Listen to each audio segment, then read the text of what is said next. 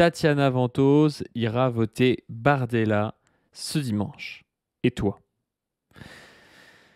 Tatiana assume totalement aujourd'hui son virage à droite, voire à l'extrême droite. Elle nous l'explique. Elle ira voter Bardella. Alors, on va regarder un petit peu ses arguments derrière tout ça. On va regarder ce qu'elle nous explique dans sa dernière vidéo.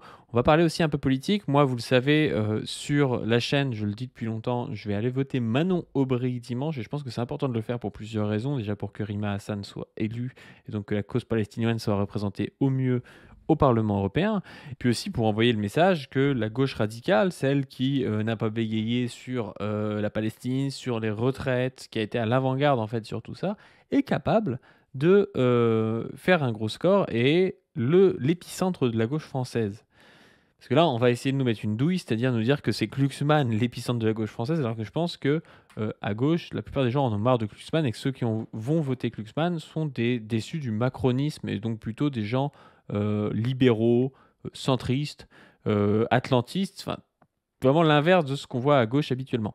J'avais aussi invité sur la chaîne, je vous invite à aller voir l'entretien, l'ANC, l'Association nationale des communistes, avec Avi Melka et Charles Warreau qui étaient venus nous expliquer pourquoi eux ils faisaient une liste qui était donc sur la gauche de la France insoumise pour dénoncer notamment l'OTAN, l'Union européenne, clairement avoir un discours fort sur la Kanaki, sur la Palestine, sur le capitalisme. Et moi, je me suis fait critiquer un peu pour ça parce qu'il y en avait qui trouvaient que ça divisait les voix ou des choses comme ça. Euh, J'ai envie de vous dire, vous disiez pas ça quand c'était Hollande qui vous disait que Mélenchon divisait les voix, mais c'est surtout qu'en plus, je pense pas que Charles Warreau et Avi Melka vont faire un gros score. Par contre, je pense que c'est important pour nous d'avoir un discours qui est radical et qui aussi normalise du coup le discours de la France insoumise. Parce qu'aujourd'hui, le discours de la France insoumise, on essaie de nous faire passer pour un discours d'extrême gauche, alors que c'est un discours qui n'est même pas très avancé, on va dire, sur les luttes sociales. C'est pas mal, mais bon, c'est pas le SMIC à 1500 euros qui va changer la face du monde, quoi. C'est vraiment, si vous comparez ça avec des vieux programmes, par exemple le programme de 1981 de l'union entre le Parti socialiste et le Parti communiste, c'est à milieu de tout ça, quoi.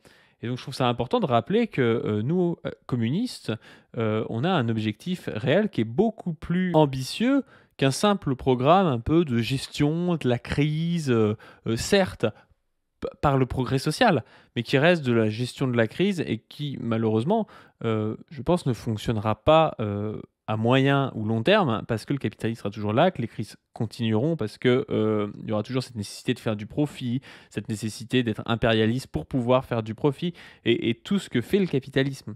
Et puis en plus de ça, j'ai envie aussi de dire que si aujourd'hui la France insoumise arrive à avoir un discours qui est de mieux en mieux, je trouve, sur les questions, par exemple, coloniales, ou sur la Palestine, c'était pas le cas il y a 6-8 mois, hein. Il y a 6-8 mois, on avait une France insoumise qui était à droite du PCF sur la question palestinienne. C'est-à-dire on avait Mathilde Panot et Katnins qui refusaient de voter une proposition du PCF qui était pour la reconnaissance de l'État palestinien. Et puis le discours de Mélenchon en général de la France sur les 5 continents, c'est un discours qui est quand même empreint d'une certaine vision coloniale des choses, même si on voit ce qu'il veut dire Mélenchon quand il dit ça. Il dit ça dans le sens, on va apporter les lumières partout sur Terre et la France rayonne. Oui, d'accord, mais c'est ce discours-là qui a permis de coloniser les Comores, de coloniser la Kanaki, la Guyane et tout ça. Et donc en fait, il faut maintenir une pression à gauche de la France insoumise. Même si on les soutient ponctuellement, il faut montrer qu'en fait, ce soutien ne vaut pas un blanc-seing qui fait que nos voix appartiennent à la France insoumise et qu'ils peuvent faire ce qu'ils veulent. Parce que il y a des jeux de force à l'intérieur de ce parti. Il y a des gens qui sont plus droitiers que d'autres et qui pourraient très bien gagner. Et ce parti pourrait très bien finir comme le PS dans 10 ans, quoi. Donc on a besoin d'avoir quand même ces listes qui sont sur la gauche de la France insoumise. Et puis c'est intéressant parce que ça a créé un débat. Il y a eu un article sur Initiative communiste, donc le site du PRCF, le journal du PRCF, qui en gros a critiqué la position de l'ANC et donc la vidéo que j'avais faite. Et donc ça crée du débat même à l'intérieur du milieu communiste de commencer à parler de tout ça, alors que si on l'avait pas fait au final on n'aurait pas eu ce genre de débat. En fait c'est des débats par rapport à l'organisation du parti. Leur article, je vous invite à le lire si vous voulez, il s'appelle, je je vais vous montrer, palabrer à l'infini ou reconstruire le parti communiste de combat. Il faut choisir. En fait, il critique la position de Charles Warreau, qui était de dire, voilà, aujourd'hui, le centralisme démocratique, c'est peut-être un frein, la forme parti, c'est peut-être un frein à la reconstruction communiste, et lui, il prônait plutôt une forme associative. Donc Charles Warreau est plutôt sur des positions qu'on pourrait rapprocher soit de positions anarchistes, mais même des positions de communistes comme Lucien Sèvres, des positions communistes, on va dire, un peu plus hétérodoxes. Et puis le PRCF, eux, ils sont plus sur des positions un peu plus marxistes-léninistes orthodoxes, on va dire, de centralisme démocratique et de forme parti un peu plus à l'ancienne. Et donc d'ailleurs, s'ils veulent passer sur la chaîne pour en parler, ça peut être intéressant. Moi, pense qu'il y a un vrai débat. Je vois de l'intérêt au centralisme démocratique parce que ça a une certaine efficacité, mais c'est parfois aussi un frein parce que ça empêche l'émergence spontanée, on va dire, de certaines formes de lutte et de certaines activités militantes. Mais à la fois, la forme d'association qui va être une forme un peu plus libre, un peu plus gazeuse, un peu comme ce qu'il y a à la France insoumise, bah, le problème, c'est que, on ne sait pas trop des fois comment les décisions sont prises, c'est-à-dire que cette forme qui paraît être une forme sans pouvoir et sans autorité, des fois, c'est un peu une douille, parce que du coup, c'est les personnalités qui vont pouvoir décider. Et du coup, ça va être encore plus vertical qu'un centralisme démocratique où au moins on sait qu'il y a un vote avec une délibération démocratique et puis à terme, on va avoir une action que tout le monde doit faire parce que c'est ça un centralisme démocratique, c'est on a un débat dans le parti, on a une démocratie dans le parti, et une fois qu'on a choisi la ligne du parti, par contre, tout le monde doit s'y tenir, même si il ne pense pas vraiment que cette ligne est bonne parce qu'il est minoritaire et qu'il considère qu'il fait partie du parti, quoi, en gros. Et donc, c'est vrai que la forme association, des fois, peut aboutir à juste avoir une chefferie, mais qui n'est plus soumise à des lois du centralisme démocratique. Donc, peut y avoir une douille à ce niveau-là. Et puis aussi, si on n'a pas une vraie direction sur laquelle on doit aller ensemble, sur laquelle on est d'accord, bah, c'est compliqué d'agir et d'être efficace. Et ça, on a vu ce problème, par exemple, avec les Gilets jaunes. Mais les Gilets jaunes, ils n'étaient pas très bien organisés, malheureusement. Et bah, du coup, ils n'étaient pas très, très efficaces. Et donc moi, je trouve que les deux positions s'entendent, qu'il y a des avantages aux deux, et je pense que bah, c'est un débat qu'on pourrait faire, hein, si le PRCF, je ne sais pas si Fatih Kassem, par exemple, qui dirige le PRCF, veut passer sur la chaîne, nous en parler, ça peut être intéressant. Et puis même à terme, on pourrait même faire un débat avec l'ANC, avec d'autres marxistes, avec Reconstruction communiste ou d'autres sur ce thème-là. Je pense qu'il y a vraiment à dire, et ça a fait couler de langue de toute façon chez la plupart des intellectuels communistes depuis 40, 50 ans, cette histoire de centralisme démocratique ou non, cette histoire de forme parti ou non. Bref, on va passer à la vidéo de Tatiana. Je ne sais pas pourquoi je vous parle de ça, mais parce que je trouvais ça intéressant, et puis parce que c'est la dernière fois que je peux en parler avant les élections. Tatiana, elle nous parle en gros, des capitalistes qui sont venus parler à la télé, et elle dit que c'est un peu honteux, voilà, qu'ils fassent de la politique, mais vous allez voir, c'est extrêmement confus son discours, comme d'habitude. Ça sent juste la douille confuse qui veut une petit capitalisme à la papa, national, ou c'était mieux à l'ancienne quand on se faisait exploiter par des bourgeois nationaux, quoi. Ils ont eux-mêmes créé les conditions de leur propre destruction et ils vont nous prendre tout ce qu'ils peuvent pour ne pas mourir. Bonjour à tous et bienvenue dans cette nouvelle vidéo. Ça fait déjà super complotiste cette entre eux. Ils ont eux-mêmes créé les conditions de leur propre destruction et ils vont nous prendre tout ce qu'ils peuvent pour ne pas mourir. Bonjour à tous et bienvenue dans cette nouvelle vidéo. Je suis Tatiana Ventose et aujourd'hui, ils nous envoient les boss du niveau supérieur. Et oui, les VRP officiels de la bourgeoisie financière étant devenus complètement nuls, ils sont obligés d'envoyer les généraux de l'échelon d'au-dessus, c'est-à-dire... Déjà, j'aime pas ce ils sont. C'est un discours quand même qui est très très très confus et qui cache parfois soit des lacunes théoriques, c'est-à-dire elle sait même pas trop de qui elle parle quand elle dit il, soit c'est un discours carrément complotiste, c'est-à-dire eux, ils veulent faire ça dans notre dos, enfin voilà. Les patrons des multinationales. Et ils nous les envoient à la télé, là où normalement c'est les VRP habituels qui se succèdent. Et cette fois, ils viennent pour nous présenter, pour nous dérouler leur projet, leur agenda politique. Saut fédéral européen, parce qu'il faut protéger un peu le marché contre la démocratie quand même. Voiture électrique chinoise pour tout le monde dans le cadre d'une écologie qui profite surtout à la finance, visiblement, et délocalisation de tout ce qui ne l'a pas encore été. Oui, non, en bref. Donc vous voyez, là, c'est son discours. Elle est contre, en gros, d'après ce qu'elle dit, hein, la financiarisation de tout. Mais dans la vidéo, elle va appeler à voter Bardella. Alors, juste, au cas où tu n'es pas compris, Tatiana, Bardella n'est pas communiste, hein. Bardella est très apprécié par les bourgeois, très apprécié par le MEDEF. C'est juste que lui, il préfère peut-être la bourgeoisie un peu plus nationale, même si au final, il n'est même pas pour la sortie de l'UE. Donc en réalité, la bourgeoisie européenne, raciste, ça lui va très bien. Mais voilà, il n'est pas anticapitaliste, Bardella. Je vois pas pourquoi tu dis ça. Tu dirais ça, après tu voterais Lutte ouvrière ou le NPA ou même la France insoumise ou je sais pas qui. Bon, d'accord. Mais attends, tu votes Bardella, tu vas pas nous expliquer que tu es contre le capitalisme. Bref, c'est la même que depuis 50 ans, mais en plus brutal, plus dur, plus vite, plus fort. Et donc là, il nous envoie donc la personne de Carlos Tavares en plein milieu du cirque habituel, pendant carrément la campagne des européennes, hein, on s'embête plus, on s'embarrasse plus de subtilités, avec tout autour de lui l'opposition en carton qui n'a pas de projet et qui n'a rien à dire. D'accord, donc Clémence Guettet, de la France Insoumise, c'est une opposition en carton qui n'a pas de projet selon elle. Encore une fois, je suis désolé, mais on peut critiquer la France Insoumise, il y a quand même un début de projet, il y a quand même l'avenir en commun, on sait à peu près ce qu'ils veulent faire. Moi, ça me semble plus être une bifurcation et un changement réel pour la France, l'avenir en commun, que le programme du Rassemblement national. Parce que le programme du Rassemblement national, c'est Macron avec un peu plus de racisme. C'est juste ça. Hein. Il n'y a pas de coup de volant et de virage réel avec le RN. Enfin, vraiment, si tu dis que le RN, pour toi, ça vaut le coup de voter pour eux, tu peux pas dire à la France Insoumise, ils n'ont pas de projet. Ils ont beaucoup plus de projets que le RN. Et oui, cette campagne européenne est à se taper la tête contre les murs, tellement ils sont tous débiles ou malfaisants, ou les deux.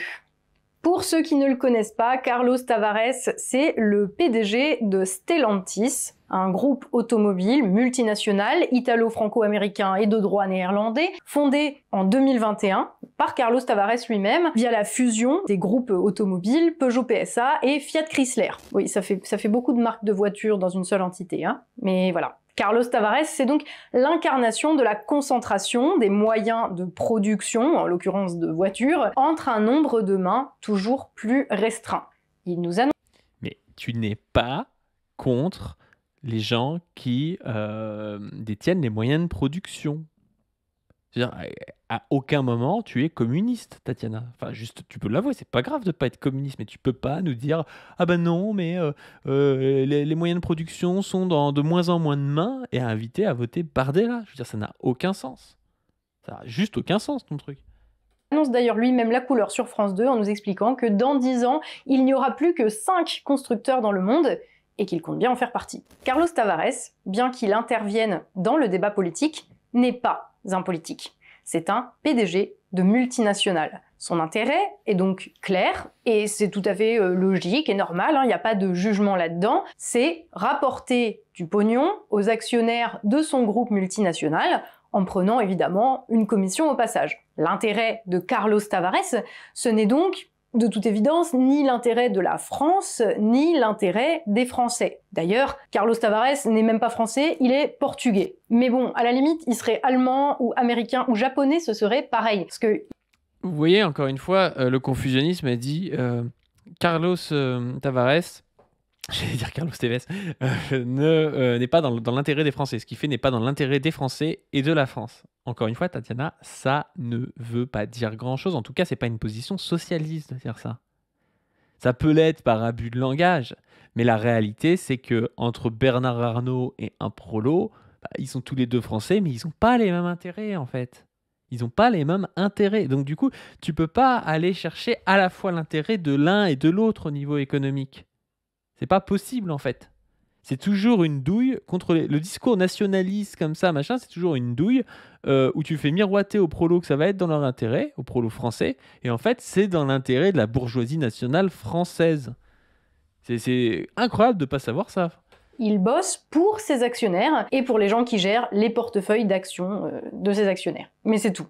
Pourtant, Carlos Tavares, on le fait venir à la télévision française pendant une campagne électorale pour venir donner son avis sur la conduite des affaires publiques de la France. Et visiblement, il n'y a que moi que ça choque, parce que personne sur le plateau où il était n'a remis en cause ni sa présence, ni sa légitimité à parler, comme si c'était un politique avec un projet politique. Enfin, c'est bien là le sujet, parce que lui, il représente effectivement des gens qui ont un projet politique, et qui le mettent en œuvre depuis 50 ans dans notre pays, et plus globalement, pas juste en France, mais dans toutes les démocraties occidentales, et même dans le monde entier en fait, mais ça se traduit différemment. C'est le projet politique d'une classe, la bourgeoisie financière, qui a pris le pouvoir il y a une cinquantaine d'années, et qui depuis mène la danse. Elle a fait sa mondialisation, elle a organisé l'économie à l'échelle mondiale.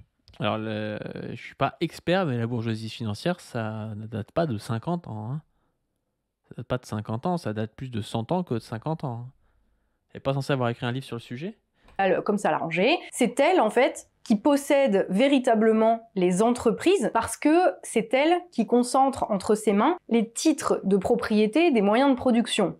En quoi Jordan Bardella est contre la bourgeoisie financière? En quoi Jordan Bardella est contre la bourgeoisie financière? Je ne comprends pas sa position. Bah si, mais elle est pas cohérente, sa position. Tu vas pas me faire croire que Jordan Bardella est contre la finance, putain. Enfin, c'est des gars, ils votent comme Macron. Les Le Penistes votent exactement comme Macron, sauf qu'ils sont pour plus de sécurité, ils sont un peu plus racistes. C'est tout ce qui se passe. Et ils ont le petit vernis social où, sur la retraite, ils refusent de voter comme Macron. C'est le seul truc, à la limite, où ils ont voté un peu plus social que Macron. C'est pas l'ancien capitaine d'industrie ancré dans un pays qui pouvait aller voir les contremaîtres pour discuter de comment on augmente les cadences, etc. Non, là on est sur du dématérialisé à l'échelle mondiale et totalement... Mais c'est vraiment une vision fantasmée, ce truc, ouais, avant...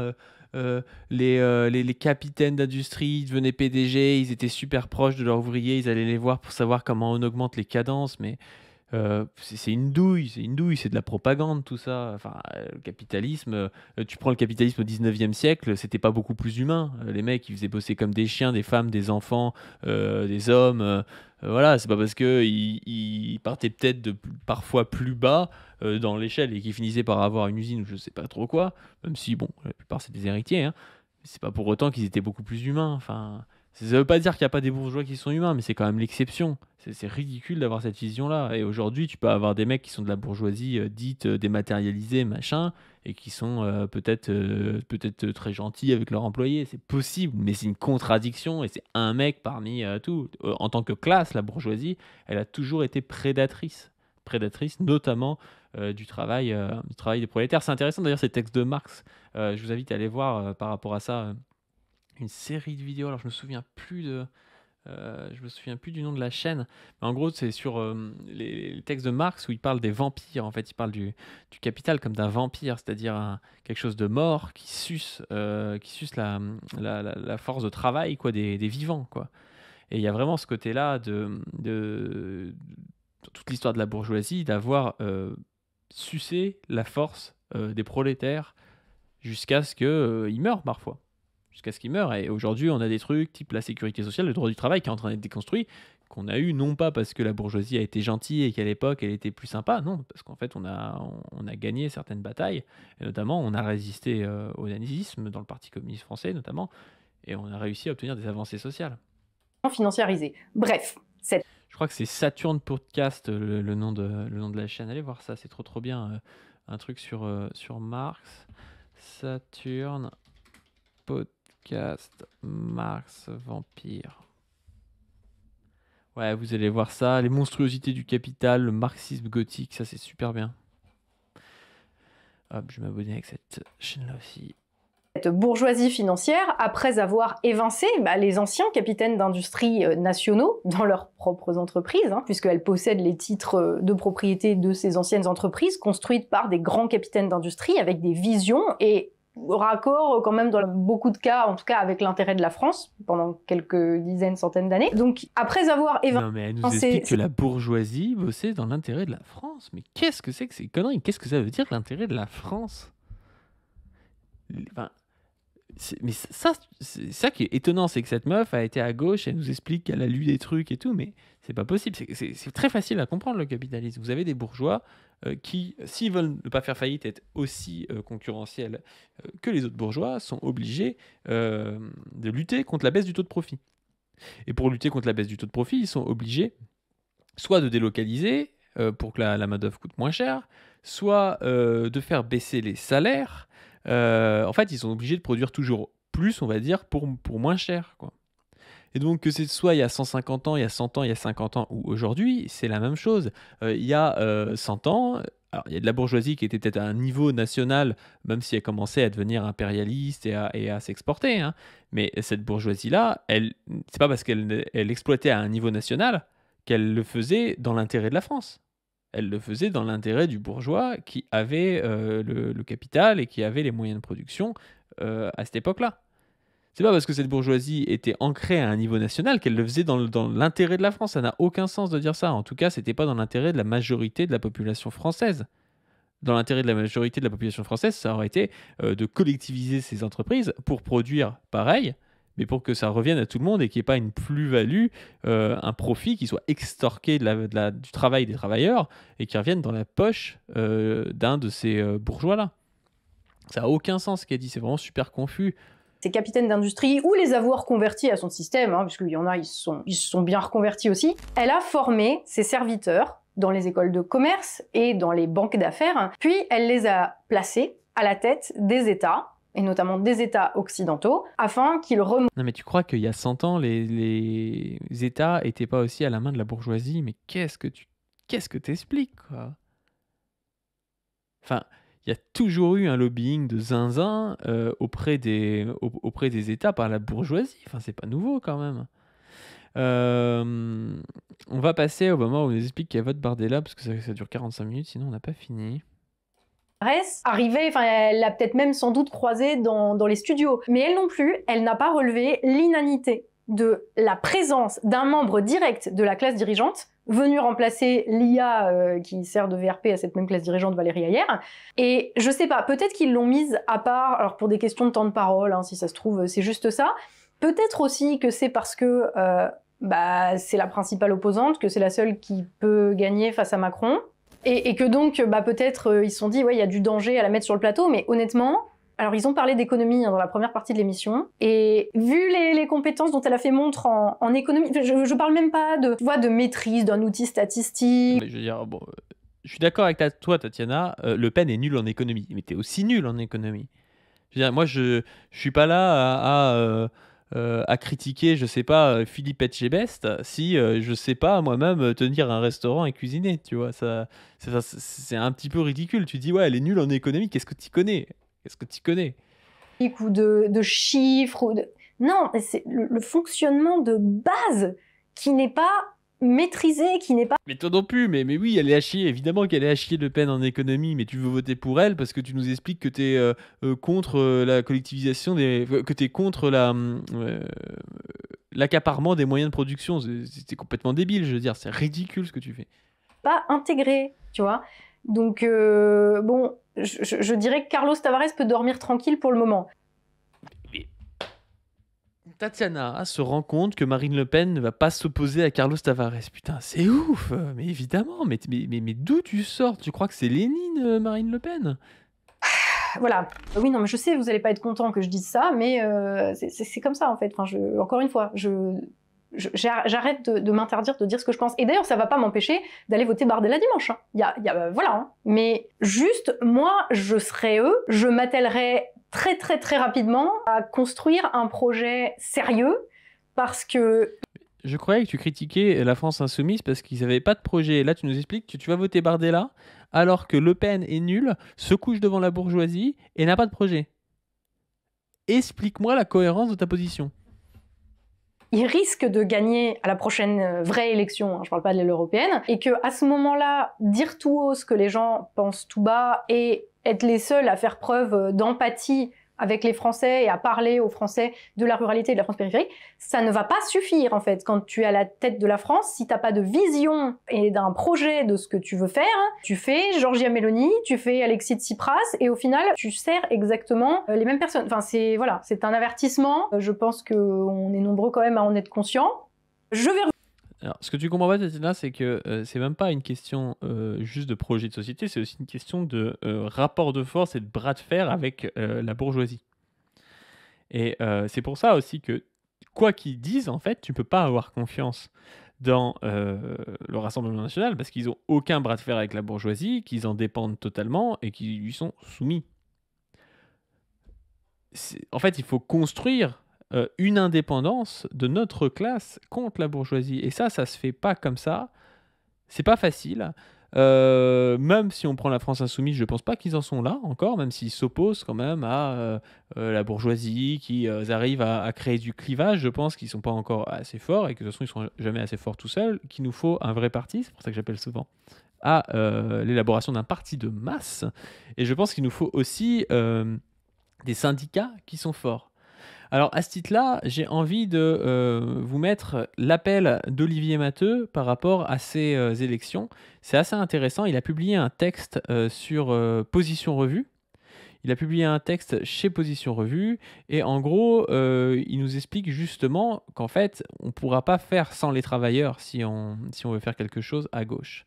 Donc le texte, il s'appelle « À propos du 9 juin, des jours d'avant et des jours d'après ». Position Revue dit « Nous ouvrons nos colonnes pour la première fois à une tribune venue de l'extérieur, cela se reproduira.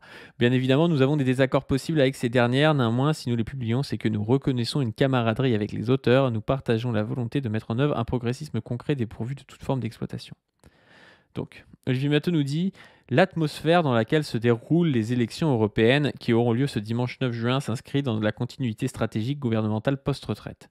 Minoritaire et incapable de faire face à la crise du capitalisme français, le gouvernement a mis feu à la plaine. Depuis, il souffle sur les braises.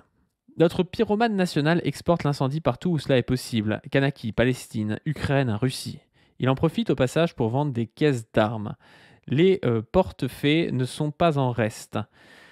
Pendant que l'on autorise aux massacreurs à parler en long format sur LCI, l'écrivassier de l'économie estime avoir sauvé le pays. Peu importe qu'il y ait en ce moment même près de 130 plans de licenciement, soit près de 33 000 emplois directs supprimés et fortement menacés, et au moins 60 000 emplois indirects. C'est marrant parce que j'ai l'impression qu'Olivier Matteux il est quand même plus proche des réalités de la lutte communiste que ce que nous explique Tatiana. La bourgeoisie c'est pas bien mais je vais voter Bardella quoi. Supprimer le chauffage, cela fera moins de supprimer le chômage, cela fera moins de chômeurs. Étonne Anton Le Chapelier Fou. Le niveau de délire ne semble jamais devoir s'arrêter. Comment être satisfait que des actionnaires américains choose France? Comment être heureux de voir leur poids dans les entreprises grandir année après année? Comment voir comme une bonne nouvelle la dépendance accrue de l'économie française aux fonds et aux banques américaines en pleine phase de spéculation boursière? Tout va bien, nous dit-on. Mais alors pourquoi les gens ont-ils faim? Pourquoi la Startup Nation aboutit à une stagnation de la croissance du pays depuis des années? Pourquoi, sans les aides publiques, les entreprises n'arrivent plus à réaliser de profits en France? Derrière les effets de manchette, c'est bien l'impasse de la gestion capitaliste de la crise économique de 2008 dans laquelle nous restons embourbés quinquennat après quinquennat, à laquelle nous faisons face. La lutte entre capitalistes pour aboutir à une nouvelle phase de son développement se traduit par la multiplication des guerres et par le pillage des États, que l'on appelle pudiquement subvention, allègement et optimisation. Pour eux, il n'y a plus de place au dialogue social. Il n'y a plus de place au dialogue tout court d'ailleurs. Les bourses pleines à craquer se fichent bien que le RN ou Renaissance emporte la victoire. Pour elles, l'important est qu'il n'y ait pas d'espoir et que leur intérêt soit préservé. Il y en a certaines qui appellent à voter Bardella. La manière dont le gouvernement s'est emparé de la guerre coloniale menée par Israël contre la possibilité d'existence d'un État palestinien en est l'exemple parfait. Tout est là, mensonge, calomnie, business. Et bien sûr, répression et intimidation. Jean-Paul Delescaux, Anas Kazib, Mathilde Panot, on ratisse large. Je m'arrête quelques secondes sur Rima Hassan pour lui adresser ma totale solidarité. Les menaces de viol, de torture et d'assassinat qu'elle subit chaque jour illustrent la haine du camp d'en face. La bourgeoisie radicalisée flatte les bas instincts, de véritables pousses au crime. La CGT recense plus de 1000 adhérents qui sont reprimés depuis la fin du mouvement des retraites. Si l'on ajoute à cela des milliers d'autres travailleurs et citoyens matés, le constat est clair. C'est par paquet de 10 que l'on bastonne chaque jour, la violence d'État est non discriminante. Peu importe le genre ou la religion, que l'on vienne des centres-villes, des banlieues ou de la campagne, ouvriers, paysans, chômeurs ou cadres, jeunes ou vieux, syndicalistes ou non, avec ou sans papier, la trique est généreuse. J'en profite pour avertir les joueurs de trompette et de pipeau. Le mode du retournement de veste ne fait plus recette chez les travailleurs et leurs familles. Il y a une part de désespoir dans le haut niveau d'abstention que nous connaissons élection après élection, et qui devrait se manifester à nouveau ce dimanche. Il y a également beaucoup de lucidité. Oui, notre camp n'arrive pas à proposer une alternative suffisamment désirable et crédible. Notamment parce que bon nombre d'entre nous, le cas de Tsipras, notamment parce que pour bon nombre d'entre nous, le cas de Tsipras et les années Hollande, Jospin ou Mitterrand nous ont éloignés à juste titre de ceux qui vendent du vote pour moi. Je m'occupe de tout, tu ne t'occupes de rien. Et ça, c'est une petite pique à la France insoumise, mais moi que je trouve pas fausse. Hein. C'est vrai que le côté purement non démocratique de la France insoumise, c'est quand même problématique parce que on a l'impression qu'on doit remettre on doit remettre en jeu notre vie. On la met entre les mains du vieux. Et il s'occupe de tout. Alors le vieux, il prend souvent des bonnes solutions, il prend souvent des bonnes décisions. C'est pour ça que moi, j'ai aucun souci à voter pour lui. Mais c'est vrai que ça ne fait pas un appareil politique qui peut nous mener à la victoire, à un réel changement de société. En fait, il n'y a pas de possibilité de dire ce qu'on pense, de débattre entre nous, de faire monter, je ne sais pas, comme on a par exemple l'espoir à travers le syndicalisme de lutte, à travers le Parti communiste qu'il y a eu dans notre histoire, c'est-à-dire des travailleurs qui s'organisent ensemble pour porter un projet d'un autre monde. Non, on doit laisser le pouvoir à quelques personnes qui sont censées faire les bonnes décisions. On ne sait pas trop ce qu'il en deviendra, quoi. Entre le dire et le faire, l'écart est trop grand. Le vote est un outil important dans la lutte pour la réponse aux besoins. Les travailleurs doivent s'en saisir et aller voter pour renforcer les idées de la paix et du progrès social. Vous voyez ? Vous voyez. Ça qui est bien, c'est qu'à la fois, il va critiquer la France insoumise, à la fois, il va dire le vote est utile et que les travailleurs doivent s'en saisir pour aller voter et renforcer les idées de paix et de progrès social. Et moi, je suis exactement pareil. Je vais aller voter Manon Aubry, mais je me fais pas d'illusions et je pense qu'on doit reconstruire un pôle communiste assez fort. Si les votes peuvent permettre l'élection de députés, pouvant le conditionnel est important, être des points d'appui à la lutte, ils permettent plus largement de mesurer la résonance dans la population des idées de notre camp. Mais si le vote est un outil, il n'est qu'un outil, il ne permet pas en lui-même d'aller à la victoire. Sans mobilisation consciente et durable des masses, tout gouvernement progressiste achoppera devant la puissance de la finance. J'irai même plus loin. Il n'y aura pas d'accession d'une organisation progressiste au pouvoir sans prise en compte du point de vue des travailleurs, sans s'appuyer sur leurs connaissances et sans prendre en considération leurs aspirations. Ça, c'est très très important, je trouve. On ne fera pas de transition écologique progressiste sans les travailleurs d'industrie. On ne fera pas de révolution dans l'agriculture et dans les assiettes sans les salariés de l'industrie agroalimentaire et la grande distribution. On n'échangera pas les institutions de la République sans les fonctionnaires. En somme, on ne construira pas un avenir désirable sans alliance des travailleurs et du peuple. Dimanche, votez. Lundi, syndiquez-vous. Travaillons ensemble à la victoire. Et sur ce, on va en rester là pour ce soir. Je vous rappelle que le vote, c'est le 9 juin. Vous savez ce qu'il vous reste à faire. Tatiana ira voter, j'espère que vous aussi. Sur ce, je vous invite à donner sur le Tipeee, je vous invite à vous abonner, à partager cette vidéo, à liker, à clocher, à vous abonner à la chaîne principale, pas du ring. Et